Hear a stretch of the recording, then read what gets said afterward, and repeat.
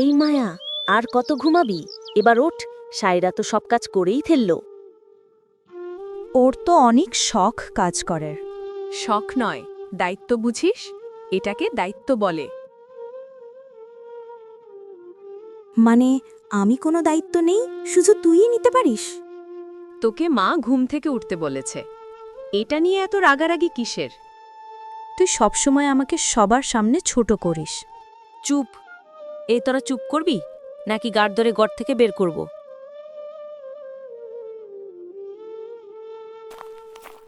দুপুরে বাজারে গিয়েছিল মায়া।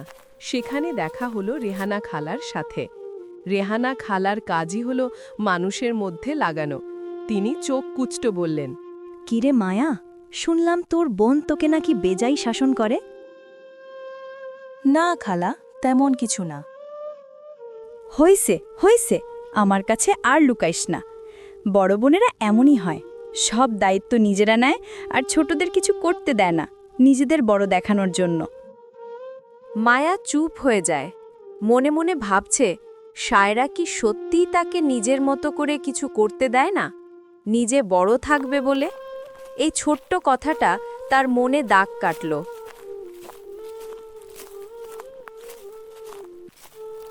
জামিল ছোটবেলার বন্ধু, একসাথে স্কুলে পড়েছে। এখন কলেজে পড়ে, মাঝে মধ্যে বাড়ি আসে। সেদিন জামিল হঠাৎই তাদের বাড়ির সামনে এসে ডাক দিল। এ সায়রা, এ মায়া, কেউ বাড়ি আছিস?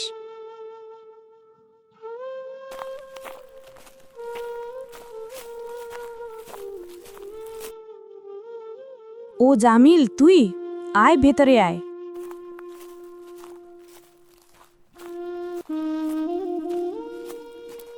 কি রে, তোদের মধ্যে নাকি ঝগড়া হচ্ছে? কে বলল তোকে এসব কথা? রাস্তা দিয়ে আসার সময় কিছু মানুষের মুখে শুনেছি। এসব কিছু না, ছোটখাটো কথা। কিছু না মানে? সব কিছু কি তুই ঠিক করবি? শুধু তোর জন্য আমি সব জায়গায় কথা শুনি। ও প্লিজ, তোরা থামবি। তোদের দুজনকে দেখলে মনে হয় দুই দিকের দুই বাতাস উল্টো দিকে বইতেছে।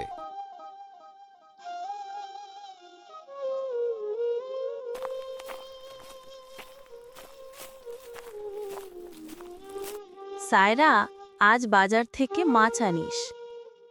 মা, আমি যাব, আজ আমার যেতে ইচ্ছে করছে। ঠিক আছে, যাস।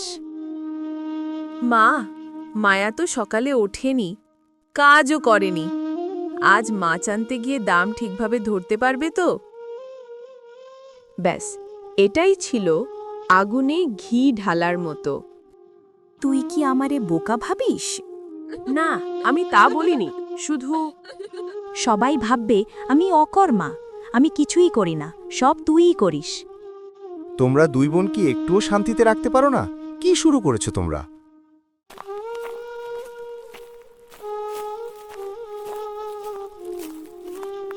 ওদেরকে নিয়ে আমি কি করব বলো তো? আমার আর কিছু ভালো লাগছে না।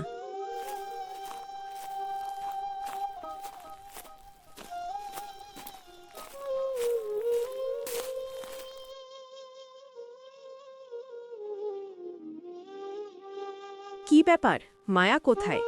এই সময় তো মায়া গড়েই থাকে। মনে হয় মায়ের কাছে গেছে, যাই দেখে আসি।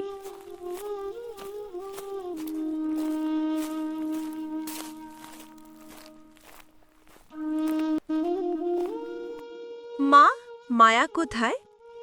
মায়া কি এখানে আসেনি? না, মায়া তো এখানে আসেনি। কেন মায়া ঘরে নেই? না মা, মায়া তো ঘরে নেই। সবাই মায়াকে খুঁজতে শুরু করলো, পুকুর ঘাট, রান্নাঘর, বাড়ির আশেপাশে, কিন্তু মায়াকে খুঁজে পাচ্ছে না। হঠাৎ পাশের বাড়ির এক মহিলা এসে বললেন, মায়া নাকি ধারের খালের দিকে হেঁটে গেছে, কেউ জানে না কেন।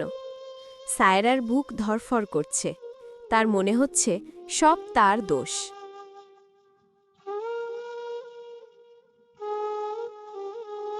সায়রা, চল তাড়াতাড়ি।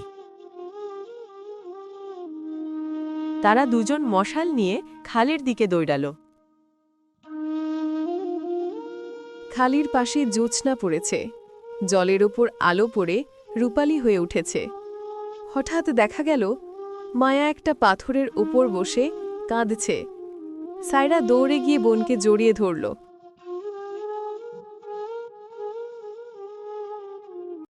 মায়া, তুই এখানে কেন?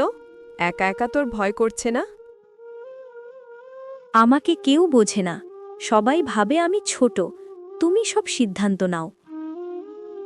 আমি তোকে ছোট ভেবে করি না, তোকে হারানোর ভয় পাই, তাই বেশি সাবধানে চলি। আর আমার মনে হয় তুমি আমাকে বিশ্বাস করো না। তোরা দুইজনেই ভুল বুঝতেছিস। তোরা একে অন্যের জীবন, এটা ভুলে গেলে চলবে? মায়া, আমাকে ক্ষমা করে দে বোন। আমি আর তোকে কিছু বলবো না, রাগ দেখাবো না। সরি পাখি। তুই কেন আমার কাছে ক্ষমা চাচ্ছিস আপু? তোর উপর আমার কোনো অভিযোগ নেই। আসলে রাগের মাথায় তোর সাথে আমি অনেক বাড়াবাড়ি করে ফেলি। তুই আমাকে ক্ষমা করে দে আপু। আমি তোকে খুব ভালোবাসি মায়া। আমিও তোকে অনেক ভালোবাসি আপু।